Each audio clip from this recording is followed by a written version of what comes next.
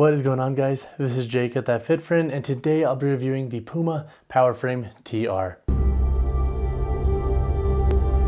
So 3 pros that I have with the PWRFRAME TR is number 1, if you're looking for a training shoe that costs less than $100 USD that works well for HIIT workouts, classes, and light strength training, this can be a pretty good option to look into.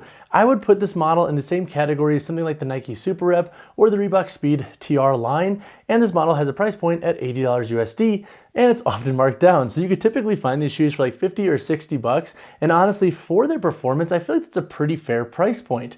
Are they gonna be bomb-proof and foolproof when it comes to being the best shoes in the gym? Not necessarily, but for those 3 training contexts, they work pretty dang well. The second pro that I have with this shoe is the midsole construction, and more specifically, if you like slightly wider midsoles and bases in your training shoes. So with this model, you have a midsole that kind of flares out, and this is pretty stereotypical with shoes designed for HIIT workouts. They're designed to give you a little bit more surface area when you're doing your training, and so if you like that with your training shoes, I do think you'll like that about this model. This model features a Pro Foam midsole. It's pretty responsive, and it does break in pretty well. Plus, you do have that PWRFRAME construction that wraps the entirety of the forefoot here. It's like this plasticky, rubbery material, and it's interesting because I don't really know if it really adds that much to the shoe's performance, but if you are somebody who really likes having like a more stable forefoot construction, especially under you when jumping and whatnot, this might be a feature that you really love, and you may feel it more than I did with my training and my testing. The third pro that I have with this shoe is the upper breathability. So this model features a mesh upper.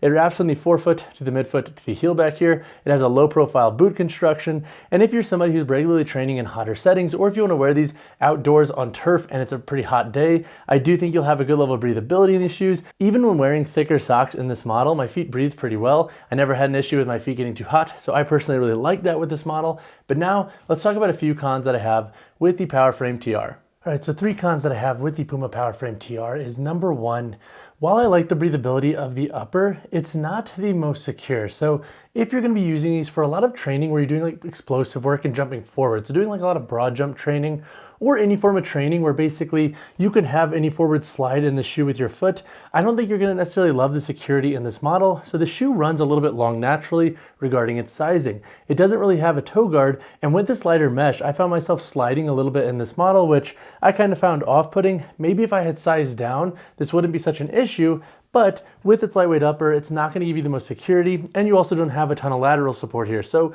if you do like upper security, or at least heightened upper security in your training shoes, that would definitely be something to consider. The second con that I have with the shoe is with its low profile boot. And because it runs a little bit longer, I would say tread lightly if you have narrower feet in this model. You could be a little bit prone to heel slip. And honestly, what I noticed with the shoe is that when I was training with it, I actually preferred to wear thicker socks because it helped me fill out the shoe a little bit. And I had to really tighten those laces to get them nice and secure. So on top of the upper security, with this low profile boot construction, you may not find that you can wear these shoes loose and tight. You might only be able to train with them if you're super tight, which honestly isn't my favorite thing. I like to have a little bit of variability with my lace tightness when training, depending on what I'm doing. So the fact that you can only really train with this model when it's a little tighter is kind of off-putting, and it's a very niche con, yes, but I do think that has to do with the low profile boot and the lack of upper security in this shoe. The third con that I have with this model is that it's going to have some limitations. So if you're investing in this shoe as like your all-in-one style training shoe,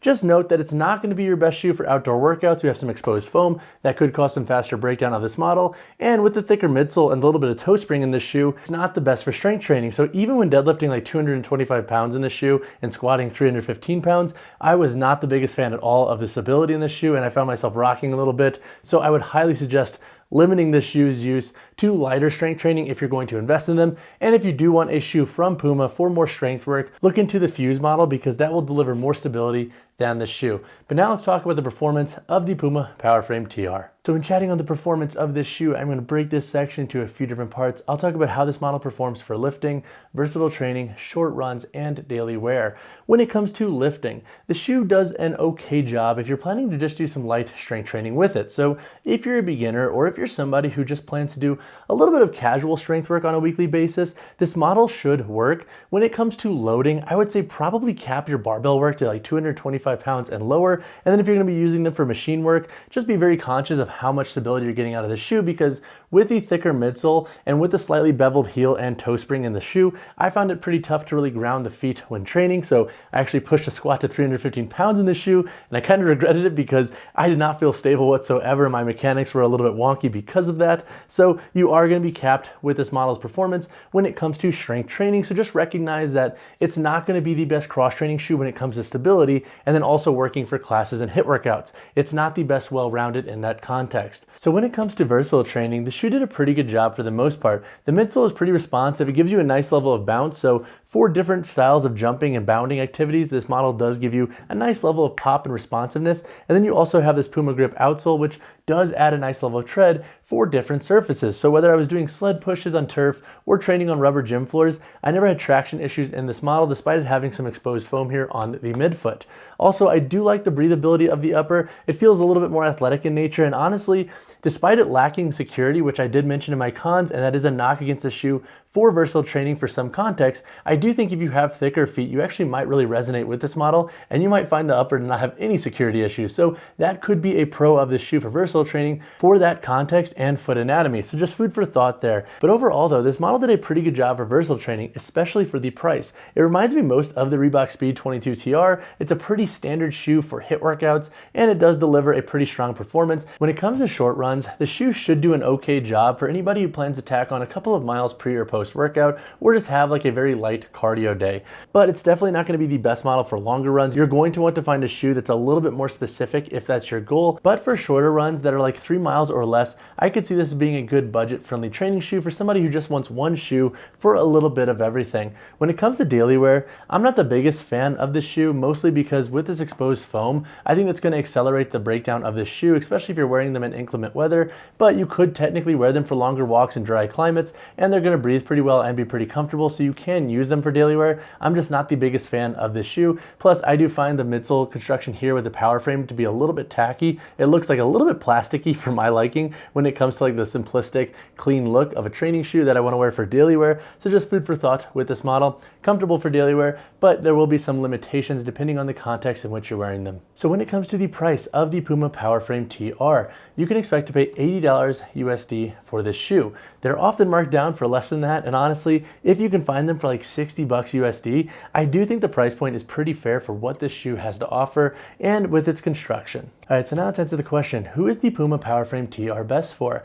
So I think if you're on the market for a budget-friendly training shoe designed mostly for versatile training, this could be a viable option to explore. Since this model does run a little bit longer and it has a bit more upper volume with its looser mesh, I could also see it being a really good option for folks with thicker feet or folks with custom orthotics or inserts. This model's insole is removable, so you can put your own insert orthotic in, and I think you should have enough clearance with this model's upper, and I honestly feel like for that person, this model's upper will feel more secure for their needs and their anatomical asks. So when it comes to the shoe's overall performance, it's a pretty strong performer. It's going to have limitations, and it could be a good budget-friendly option for somebody who wants a shoe for versatile training. When it comes to the sizing and fit of the PUMA PWRFRAME TR, it's a little bit interesting with this shoe. So I found them to run a little bit long naturally. So I think I should have actually sized down a half size, and I have a neutral width foot. I went true to size, and I have a pretty good amount of room here at the end of the toe box. So that being said, I think if you have narrow feet and you're looking into the shoe, go down a half size. If you have a neutral width foot and you like more room at the end of your toe box, then go true to size. However, if you do like a slightly snugger fit like myself, when it comes to not sliding in your training shoes, I would say also go down a half size. And then if you have a wider foot, you might want to go true to size in this model. You're not going to have the most width in the shoe, but with its wider base and its looser upper construction, I do see them as being a little bit more wide foot friendly compared to other training shoes on the market, especially at this price point. When it comes to the weight, heel to toe drop, and insole in the PWRFRAME TR, for my size 10 model here, we have a weight of 11.45 ounces.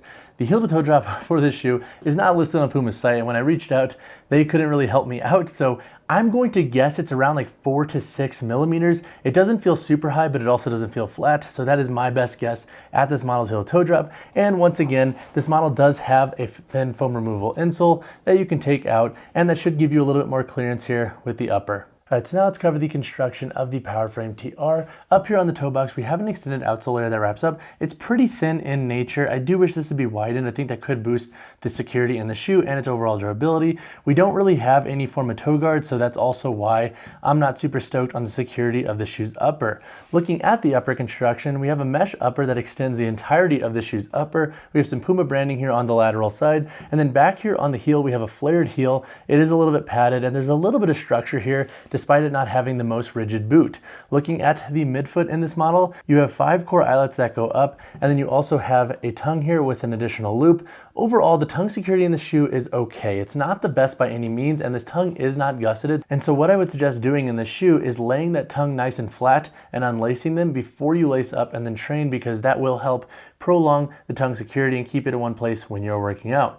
Looking at the midsole, we have a Pro Foam high rebound EVA midsole throughout the entirety of the shoe. We have the power frame construction here on the lateral side. This wraps under the forefoot, and then you could also see it here on the medial side as well. And then looking at the outsole, we have Puma grip outsole construction here on the heel and up here in the forefoot. This grip is pretty good for most surfaces. And then we also have some exposed foam here. So once again, this could be a durability issue for daily wear and for outdoor training. Just keep an eye on this if you plan to use this model in that context. And then once again, this model does have a removable insole. If you have additional questions on the construction of the PUMA PWRFRAME TR, drop a comment down below. Alright guys, that wraps up my review of the PUMA PWRFRAME TR. Overall, this is a pretty strong training shoe, especially for its price. Is it going to be the best performer in any one category?